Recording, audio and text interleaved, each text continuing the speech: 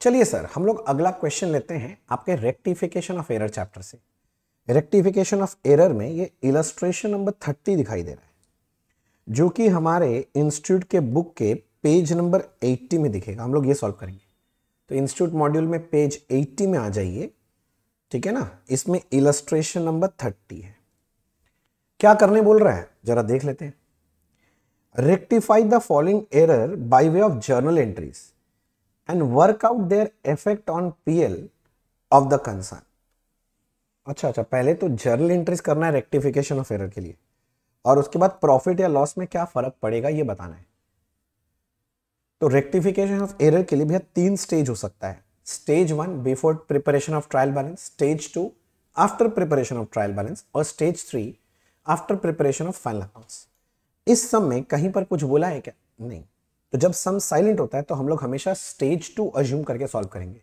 तो हम लोग अज्यूम क्या कर रहे हैं, ये स्टेज 2 है, मतलब after preparation of trial balance but before preparation of final accounts. तो ऐसे केस में अगर आपको याद हो, अगर आपने ठीक से पढ़ाई किया है, तो जो वन साइडेड एरर होता है ना, उसमें जब जर्नल एंट्री बनाओगे तो एक अकाउंट सस्पेंस अकाउंट आएगा, और अगर 2 साइडेड एरर है तो सस्पेंस अकाउंट नहीं आएगा। चलो मैं एक एक करके डिटेल्स में समझाता हूं। चलो देख लेते हैं सर, थोड़ा देख लेते हैं क्या बोल रहा है। Return inward book was cast short by 500। Return inward book मतलब ये सेल्स रिटर्न है। कास्ट शॉर्ट मतलब टोटल में गलती हो गया। अगर डे बुक का टोटल में गलती हुआ है तो गलती कौन से अकाउंट में हुआ है? डे बुक अकाउंट, यानी कि रिटर्न इनवर्ड अकाउंट में या सेल्स रिटर्न अकाउंट में गलती हो गया। सेल्स रिटर्न का नॉर्मली क्या बैलेंस होता है? Debit balance. बट आपने कास्ट शॉर्ट लिख दिया है, मतलब कम लिख दिया है। तो अगर सेल्स रिटर्न का डेबिट बैलेंस होता है, आपने कम लिखा है तो डेबिट कम कर दिया। तो ठीक करना है तो जो आपका सेल्स रिटर्न है, मतलब जो रिटर्न इनवर्ड है, उसको फर्दर डेबिट करना पड़ेगा। और कोई दूसरे अकाउंट में गलती हुआ है? नहीं सर, टोटल में गलती है तो वन साइडेड एरर है, तो दूसरा अकाउंट ऑब्वियसली कौन सा अकाउंट बनेगा? सस्पेंस। तो रिटर्न इनवर्ड टू सस्पेंस 500। और देखिए ये लोग भी वही लिखा है, रिटर्न इनवर्ड टू सस्पेंस 500। मैं उम्मीद करता हूं समझ में आया होगा। आगे अगला देखते हैं। फिर बोलता है ₹300 रिसीव फ्रॉम राम। अगर राम से 300 रुपया मिला मुन्ना, तो मुझे एक चीज बस बताओ कि करेक्ट एंट्री क्या होना चाहिए था जब राम से मिला।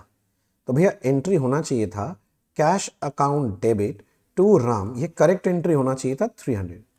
और मुन्ना आपको पता नहीं, कैश बुक का ट्रांजैक्शन है। कौन सा ट्रांजैक्शन है? Cash book.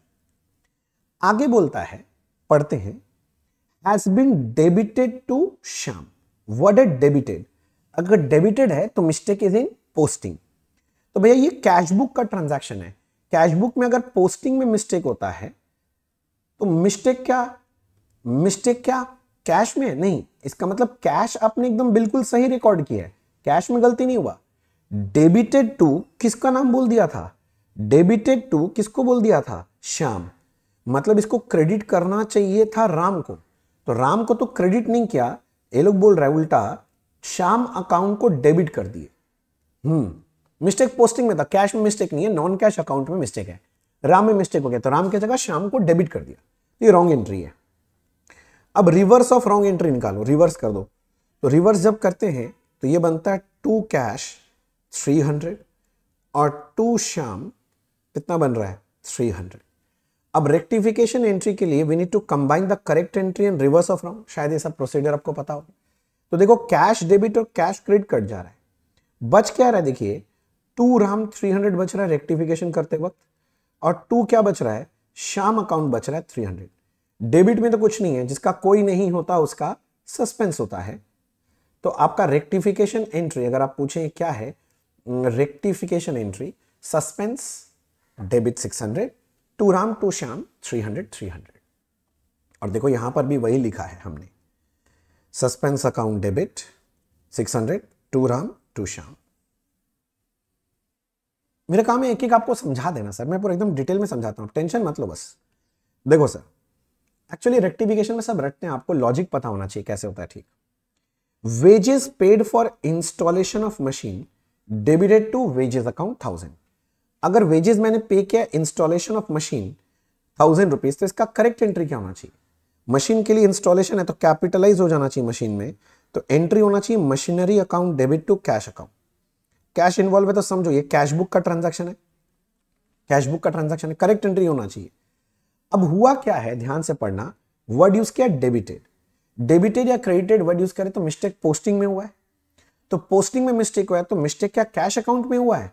नहीं सर, कैश में कोई मिस्टेक नहीं हुआ, मतलब कैश आपने टनाटन क्रेडिट किया है, उसमें कोई गलती नहीं किया, किंतु डेबिटेड टू वेजेस बोल दिया, तो पोस्टिंग करते वक्त मशीनरी के जगह हमने पोस्टिंग कर दिया, वेजेस को डेबिट कर दिया, तो ये गलत एंट्री बन गया हमसे, वेजेस टू कैश। अब रिवर्स ऑफ रॉन्ग कर लो, तो रिवर्स करोगे तो देखो कैश अकाउंट डेबिट टू क्या, वेजेस 1000। अब मुझे रेक्टिफिकेशन एंट्री चाहिए, तो दोनों को कंबाइन कीजिए, wrong entry, sorry reverse of wrong and correct entry. तो देखो कैश डेबिट और कैश क्रेडिट कट जा रहा है, तो बच रहा है क्या मुन्ना, तो अपने पास बच रहा है machinery account debit to wages 1000, machinery to wages 1000, machinery to wages 1000, ये आपका रेक्टिफिकेशन एंट्री है। देख लो यहां पर भी वही लिखा होगा शायद, देखें क्या लिखा है, हाँ machinery account debit to wages 1000, वही जो मैंने समझाया अभी। चलो अगला देख लेते हैं सर, ऐसा क्या दिक्कत है, अगला भी देख लिया जाए। अब purchase made 1000 was posted to purchase account 100। अच्छा, परचेज किया था 1000 का, तो परचेज डेबिट होना चाहिए 1000। चलो डायरेक्ट करते हैं ना, गलती से बोलता है परचेज में 100 लिख दिया, मतलब 900 कम डेबिट किया, यानी ठीक करना है तो परचेज को डेबिट करना पड़ेगा 900 से।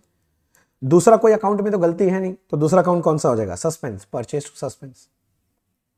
मैं फटाफट कर दिया, मेरे को लगता समझ जाओगे, इजी है। अच्छा, purchase of furniture amounting to 3000। अगर फर्नीचर परचेज किया तो पहले बोलो सही एंट्री क्या होना चाहिए था भैया, सही एंट्री होना चाहिए था, फर्नीचर परचेज किया तो furniture account debit to cash हो जाना चाहिए था। कितने का था, शायद 3000 का था, एक बार चेक कर लेता हूं मैं, ये सही एंट्री होना चाहिए था। डेबिटेड टू परचेज अकाउंट, देखो भैया मिस्टेक पोस्टिंग में हुआ, डेबिटेड बोला है, कैश बुक का ट्रांजैक्शन अगर पोस्टिंग में मिस्टेक है तो कैश में कोई गलती नहीं किया, तो कैश आपने क्रेडिट ही किया, पर डेबिट करना चाहिए था फर्नीचर को, उसके जगह आप पोस्टिंग करते वक्त परचेज को डेबिट कर दिया सर आपने, तो ये रॉन्ग एंट्री आपने किया है। तो वही रिवर्स ऑफ रॉन्ग करो, तो रिवर्स करोगे तो कैश डेबिट टू परचेज आ जाएगा 3000, और रेक्टिफिकेशन एंट्री चाहिए तो आपको कंबाइन करना है correct entry and reverse of wrong, तो कैश डेबिट और क्रेडिट कट जाएगा, तो आपके पास बचेगा क्या, furniture account debit to purchase बचेगा 3000, तो आपका रेक्टिफिकेशन एंट्री है furniture account debit to purchase account 3000, furniture to purchase 3000। देख लो sir, furniture to purchase 3000 sir यहां पर आ जाते हैं और हम देखते हैं फर्नीचर टू परचेज 3000, देखें यहां पर फर्नीचर टू परचेज 3000 मिल गया, होना यार, ये सब कोई दिक्कत वाला बात थोड़ी ना, मस्त है एकदम। अच्छा, उसके बाद अगला एक और बचा है, goods purchase for proprietor use 1000। और गुड्स मैंने प्रोप्राइटर यूज के लिए खरीदा है, तो एंट्री क्या होना चाहिए, goods purchase for proprietor use, और गलती से क्या कर दिया, अच्छा पहले बोलो goods purchase for proprietor use, मैंने बाजार से गया गुड्स खरीदा कैश दे के, प्रोप्राइटर का पर्सनल यूज के लिए, प्रोप्राइटर का पर्सनल यूज के लिए जो भी होता है उसको हम लोग क्या बोलते हैं, ड्रॉइंग्स, तो एंट्री होना चाहिए था drawings account debit to cash, to purchase नहीं मुन्ना, टू कैश, क्योंकि मैंने गोडाउन का गुड्स यूज नहीं किया, मैंने तो कैश यूज करके गुड्स खरीद के मालिक को दे दिया। ठीक है सर, अब हुआ क्या, इनसे कैश बुक ट्रांजैक्शन है किंतु इनसे गलती क्या हुआ, डेबिटेड टू परचेज, डेबिटेड मतलब मिस्टेक इज इन पोस्टिंग, तो कैश बुक का ट्रांजैक्शन में मिस्टेक पोस्टिंग में हुआ है, तो क्या मिस्टेक कैश में हुआ है, नहीं कैश सही है, बस डेबिट कर दिया गलती से परचेज को।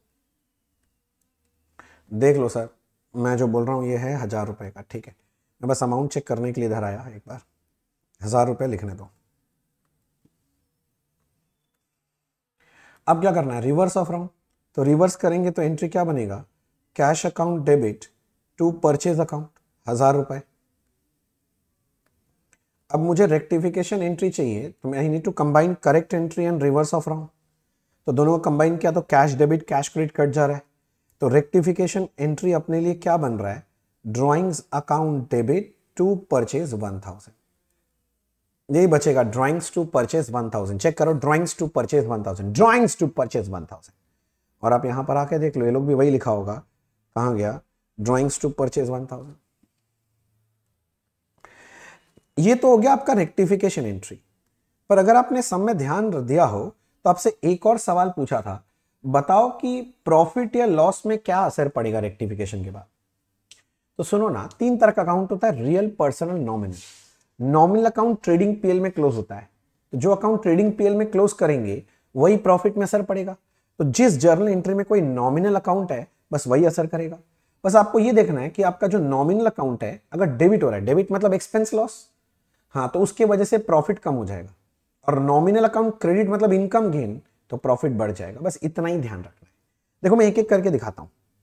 पहला वाला जो है आप देखो मुन्ना, इसमें नॉमिनल अकाउंट कौन सा है, रिटर्न इनवर्ड नॉमिनल अकाउंट होता है, और इसको आपने डेबिट कर दिया।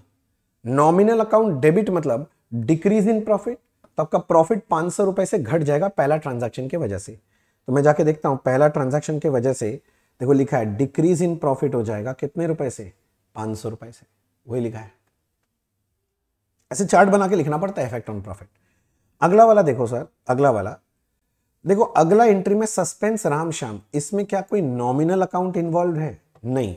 अगर नॉमिनल अकाउंट नहीं है तो इसका मतलब ये प्रॉफिट पे असर नहीं डालेगा। मुन्ना नॉमिनल अकाउंट नहीं है तो नो इफेक्ट ऑन प्रॉफिट, देखो कोई असर नहीं है, ना इंक्रीज ना डिक्रीज। तीसरा वाला देखते हैं सर, मशीनरी टू वेजेस। तो यहां वेजेस मेरे को एक नॉमिनल अकाउंट मिला जो कि क्रेडिट हुआ है 1000। नॉमिनल अकाउंट क्रेडिट मतलब इंक्रीज इन प्रॉफिट हो जाएगा 1000 से, तो प्रॉफिट इंक्रीज हो रहा है 1000 रुपीज से। तो मैं जाके देख रहा हूं अगला पॉइंट में, इंक्रीज इन प्रॉफिट 1000 रुपीज लिख दिया। समझ में आ रहा है? आइटम बाय आइटम देखना है। Purchase to suspense, purchase nominal account है आपका, डेबिट हुआ तो डिक्रीज हो जाएगा प्रॉफिट 900 रुपए का। तो पॉइंट नंबर डी में decrease in profit, point number D में डिक्रीज इन प्रॉफिट हो जाएगा। देखिए 900 रुपया डिक्रीज में डाल दिया मैंने, डिक्रीज होगा, इफेक्ट ऑन प्रॉफिट। समझ आ रहा है? अच्छा सर आगे देखते हैं sir, furniture to purchase, purchase nominal account credit हो गया, नॉमिनल अकाउंट क्रेडिट मतलब प्रॉफिट इंक्रीज हो गया 3000 रुपए से, तो प्रॉफिट इंक्रीज होगा अगला पॉइंट में, पॉइंट नंबर ई में इंक्रीज इन प्रॉफिट देखिए कितने का है, 3000। सर बस इतना ही देखना होता है? हाँ सर हमने तो किया ही नहीं था, तो मैं करा दिया ना। हाँ अच्छा सर फिर क्या है, drawings account debit to purchase 1000। देखो फिर से परचेज को क्रेडिट हुआ, नॉमिनल अकाउंट क्रेडिट हुआ 1000 रुपए से, तो प्रॉफिट 1000 से बढ़ेगा। तो अगला इफेक्ट है इंक्रीज इन प्रॉफिट 1000 रुपए से। अब आप चेक करो कि टोटल आपका प्रॉफिट में 5000 का इंक्रीज हो रहा है टोटल, और टोटल डिक्रीज दोनों को प्लस कर लो तो 14 हो रहा है। तो 5000 का इंक्रीज 14 का डिक्रीज, नेट करो तो 3600 का इंक्रीज हो रहा है। तो बोल दिया नेट में इंक्रीज इन प्रॉफिट 3600। इनको एक वर्ड लिखना चाहिए नेट। तो ये आपको दिखाना है इफेक्ट ऑन प्रॉफिट, मतलब ये रेक्टिफिकेशन के बाद इनका प्रॉफिट 3600 से बढ़ जाएगा। समझो। लो जी मैंने कोट पहन लिया यार, ठंड लग रहा था मुझे तो मैं सोचा मैं कोट पहन लूँ, कोई दिक्कत तो नहीं है आपको? सर हमें पढ़ना है, आप कोट पहनो चाहे शर्ट पहनो उससे क्या फ़र्क पड़ता है, ठीक है। चलो एक और मैं सम कराता हूँ आपको रेक्टिफिकेशन का, अभी ख़त्म नहीं हुआ है। एक सम और है हमारे पास बढ़िया वाला, एग्ज़ाम में पूछे जाने का, जिसका आसार बहुत हाई रहता है। ये रहा, आप आ जाओ पेज नंबर 83 में इलस्ट्रेशन 33, पेज 83 में इलस्ट्रेशन 33 पहुंच गए? ओके देखो मैं पढ़ने का कोशिश करता हूं क्या बोल रहा है। देखो बोल रहा है the books of accounts of A company limited for the year ending 31 March 13 were closed with a difference of 21,510 in the books carry forward. अच्छा तो बोल रहा है ये लोग अपना बुक्स बनाया पर उसमें डिफरेंस आया है, तो ट्रायल बैलेंस में डिफरेंस आया होगा, और डिफरेंस कितने का है 21,510, ठीक है, मतलब ट्रायल बैलेंस बन गया। The following errors were detected subsequently, और हमें ये सारे एरर्स मिले। तो A B C D F करके लिखा है, किंतु असली काम का लाइन यहां है पास rectification entry in next year. ये कीवर्ड है मुन्ना, नेक्स्ट ईयर। मतलब इस साल का फाइनल अकाउंट्स बन के रेडी हो गया, अब मैं नेक्स्ट ईयर में रेक्टिफिकेशन कर रहा हूं, तो ये स्टेज 3 का आ गया क्वेश्चन, यानी after preparation of final accounts. तो सुनो, जो स्टेज 2 में एंट्री करते थे वही एंट्री होगा, only the nominal account will be replaced by PL adjustment. आपको पता होगा अकाउंटिंग स्टैंडर्ड 5 के तहत ये करना पड़ता है। ओके, क्या बोल रहा है, देखो पहला वाला पढ़ता हूं मैं आपके लिए। Return outward book was undercast bye 100। Return outward मतलब होता है परचेज रिटर्न बुक, अंडरकास्टेड मतलब mistake is in total. Total में मिस्टेक हुआ है तो मिस्टेक रिटर्न आउटवर्ड अकाउंट में है, मतलब परचेज रिटर्न अकाउंट में। परचेज रिटर्न का नॉर्मली क्या बैलेंस होता है भैया, परचेज रिटर्न का नॉर्मली क्रेडिट बैलेंस होता है। अंडरकास्ट मतलब कम लिखा है, मतलब आपने कम क्रेडिट किया है, तो मुझे इसको फर्दर क्रेडिट करना चाहिए, तो मुझे इसको फर्दर क्रेडिट करना चाहिए, मतलब टू रिटर्न आउटवर्ड लिखना चाहिए 100 रुपए। डेबिट में कुछ नहीं है तो डेबिट में क्या लिखना चाहिए, सस्पेंस, तो सस्पेंस टू रिटर्न आउटवर्ड होना चाहिए। पर ये गलती ठीक कब कर रहे हैं, stage 3। So nominal account will be replaced by PL adjustment. तो इसमें नॉमिनल कौन सा है, रिटर्न आउटवर्ड, इसके बदले आ जाएगा पीएल एडजस्टमेंट। तो रेक्टिफिकेशन एंट्री बनेगा suspense to PL adjustment, suspense to PL adjustment 100 रुपए। बोलो कोई दिक्कत है, नहीं। अगला देखते हैं, 1500 being the total of discount column on the credit side of cash book। Credit side of cash book में जो डिस्काउंट होता है वो डिस्काउंट रिसीव्ड है, तो डिस्काउंट रिसीव का टोटल 1500 है, तो डिस्काउंट रिसीव अकाउंट में 1500 रुपया पोस्टिंग करना चाहिए। बोलता पोस्टिंग किए ही नहीं, नॉट पोस्टेड। तो अगर पोस्टिंग नहीं किए तो आज हम पोस्टिंग करेंगे तो टू डिस्काउंट रिसीव करना पड़ेगा 1500 रुपया। डेबिट में तो कुछ है नहीं तो क्या आएगा, सस्पेंस आ जाएगा। ये नॉर्मली एंट्री है, पर स्टेज 3 में खड़े हैं तो the nominal account discount receive will be replaced by PL adjustment. तो सस्पेंस टू पीएल एडजस्टमेंट होना चाहिए 1500 रुपए का। देखता हूं ये लोग क्या किया है, हाँ सस्पेंस टू पीएल एडजस्टमेंट कितने का किया है, 1500 रुपए का। देखो तो ठीक ठाक ही है सर, यहां तक तो कोई दिक्कत नहीं लग रहा। मुझे आगे बढ़ने दो सर, मुझे आगे बढ़ने दो। अब आगे बोल रहा है इनको हटा दिया जाए, जितना काम हो जाए उसको हटाते जाओ, मतलब क्या है। हाँ अब आगे बोल रहा है ₹6000 being the cost of purchase of office furniture. बोले हमने फर्नीचर खरीदा था, फर्नीचर डेबिट होना चाहिए था, पर डेबिट कर दिया गधा लोग परचेज। मैं उतना स्टेप्स नहीं लिख रहा हूं, फटाफट बोल रहा हूं। फर्नीचर डेबिट नहीं किया तो आज आपको फर्नीचर डेबिट करना पड़ेगा। आपने गलती से परचेज डेबिट कर दिया तो आज क्रेडिट कर दो, तो एंट्री होना चाहिए फर्नीचर टू परचेज। पर ये एंट्री आप स्टेज 3 में कर रहे हैं तो nominal account will be replaced by PL adjustment. Purchase nominal है तो इसको पीएल एडजस्टमेंट से रिप्लेस कर दो, तो एंट्री बनेगा furniture account debit to PL adjustment 6000 रुपए का। देखो यहां पर आ गया furniture account debit to PL adjustment कितने रुपए का सर, 6000 रुपए का। ठीक है सर। उसके बाद क्या बोल रहा है, आगे पढ़े। A credit sale of 760। अगर क्रेडिट में सेल हुआ है 760 का, क्रेडिट सेल का जर्नल एंट्री आपको पता है भैया, आपसे बेहतर पता है, क्या है बताओ। तो करेक्ट एंट्री होना चाहिए था debtor account debit to sale. ये सेल्स डे बुक का एंट्री है 760, ये करेक्ट एंट्री होना चाहिए था, सेल्स डे बुक का एंट्री है। पर क्या बोल रहा है, रॉन्गली पोस्टेड, तो मिस्टेक इन पोस्टिंग हुआ है। तो अगर मिस्टेक इज इन पोस्टिंग है तो मिस्टेक तो सेल अकाउंट में तो हुआ नहीं होगा, तो सेल आपने ठीक ही लिखा है, सेल्स डे बुक का है तो सेल्स में गलती नहीं हो, तो डेटर अकाउंट में गलती हो गया।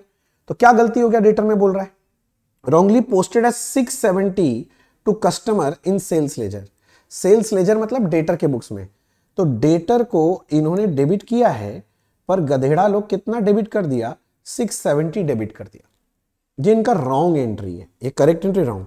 अब रिवर्स ऑफ रॉन्ग करोगे तो देखो sales account debit to debtor account. अच्छा सेल्स में था 760, डेटर में था 670। अब रेक्टिफिकेशन एंट्री के लिए कंबाइन करो correct entry and reverse of wrong.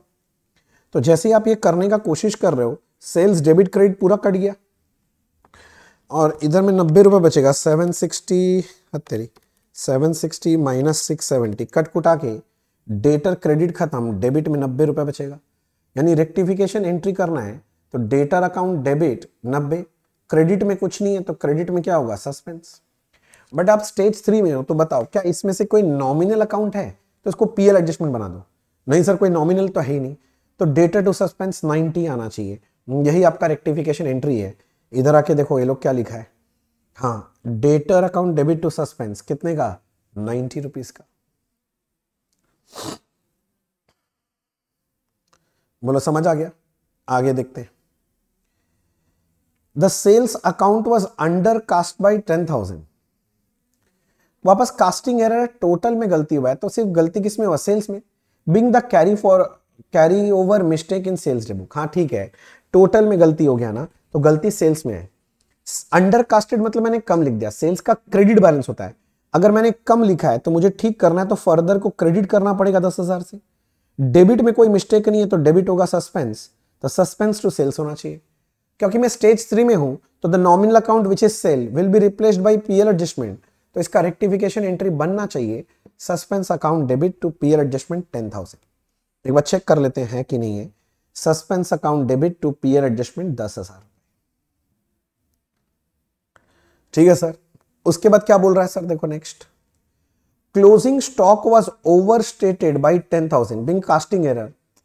Stock में गलती हो गया है। स्टॉक मेरा एसेट है, डेबिट बैलेंस होता है। ओवरकास्टेड मतलब मैंने स्टॉक को ज्यादा लिख दिया, मतलब ज्यादा डेबिट कर दिया। स्टॉक डेबिट होता है ना, तो ठीक करने के लिए स्टॉक को तो हम क्रेडिट करेंगे। डेबिट में कोई अकाउंट नहीं, तो डेबिट किसको करेंगे, सस्पेंस। सस्पेंस टू स्टॉक होना चाहिए। पर स्टेज 3 में नॉमिनल अकाउंट को पीएल एडजस्टमेंट से रिप्लेस करना है। सस्पेंस और स्टॉक में से कोई भी नॉमिनल नहीं है, तो यही एंट्री होना चाहिए, सस्पेंस टू स्टॉक 10,000। देखो है ये लोग क्या लिख दिया, सस्पेंस अकाउंट के जगह पर ही कुछ और लिख दिया ये लोग, पीएल एडजस्टमेंट। रुको, हाँ सर मैं ही ठीक बोल रहा था, ये लोग गलत बोल रहा है। सस्पेंस अकाउंट डेबिट टू क्या होना चाहिए, स्टॉक। आप ठीक कर लो, यहां गलत लिखा है। ये पीएल एडजस्टमेंट नहीं होना चाहिए, स्टॉक में गलती है सर। मैं दिखाता हूं, ये लोग आगे ठीक किया है, गधे डालो। देखो suspense account debit to stock account, ये करेक्शन कर लो सर। अब इंस्टीट्यूट के मॉड्यूल में कहीं गलती लिखा हुआ है, हो सकता है टाइपिंग मिस्टेक हो गया उनसे, क्या बड़ा बात है।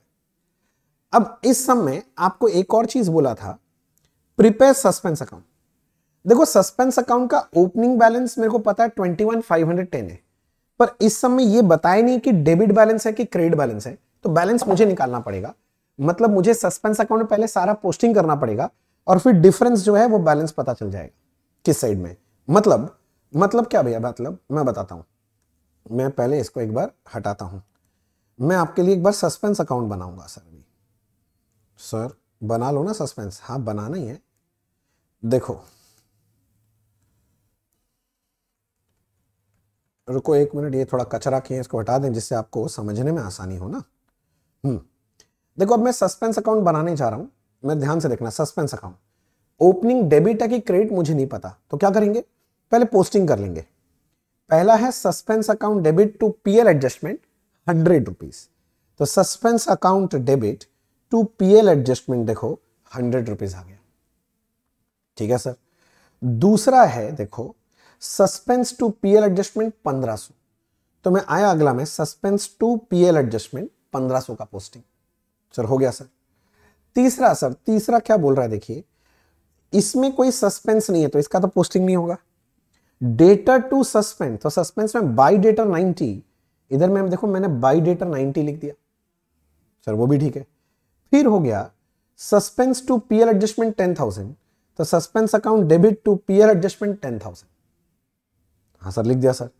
उसके बाद है सस्पेंस टू स्टॉक 10,000, देखो पोस्टिंग क्या गधे डालो, अगर सस्पेंस नहीं हो तो सस्पेंस में पोस्टिंग ही क्यों किया, देखो किया है किंतु पोस्टिंग भी गलत किया है। Suspense account debit to stock या क्लोजिंग स्टॉक लिखना चाहिए था इनको, 10,000 ये वाला पोस्टिंग हुआ है सर एंट्री।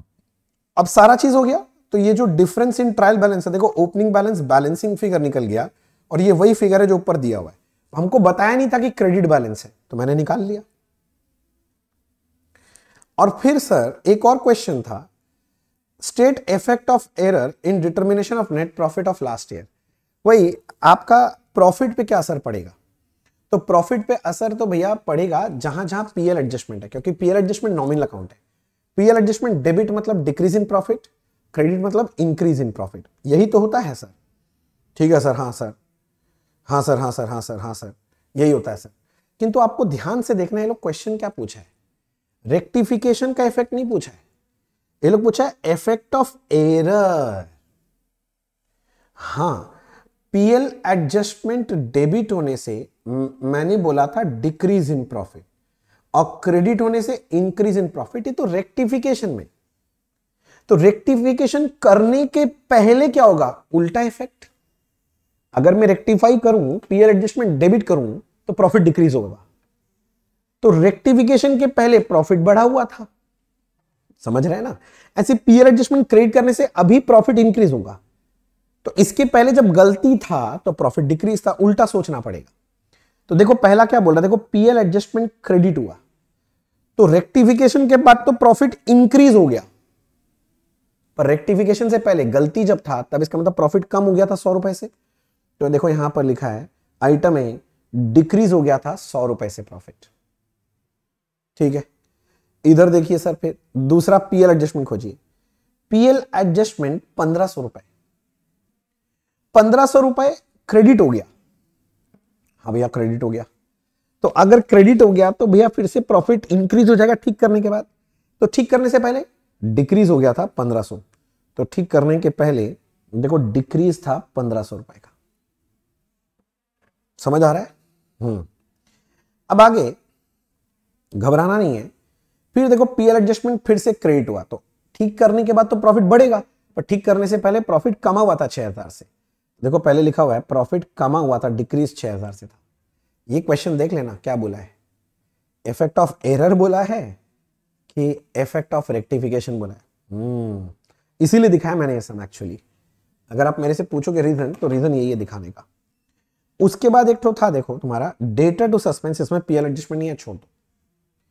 अगला तो इसका कोई इफेक्ट नहीं होगा, देखो 90 रुपए वाला कोई इफेक्ट नहीं डाला हुआ, देखो कहां गया, देखो कोई इफेक्ट नहीं अगला एंट्री का, ना इंक्रीज ना डिक्रीज। अच्छा अगला देखने दो, पीएल एडजस्टमेंट क्रेडिट हो गया, तो रेक्टिफिकेशन के बाद प्रॉफिट इंक्रीज हो गया, तो उससे पहले डिक्रीज, तो उससे पहले डिक्रीज था 10,000 से डिक्रीज है।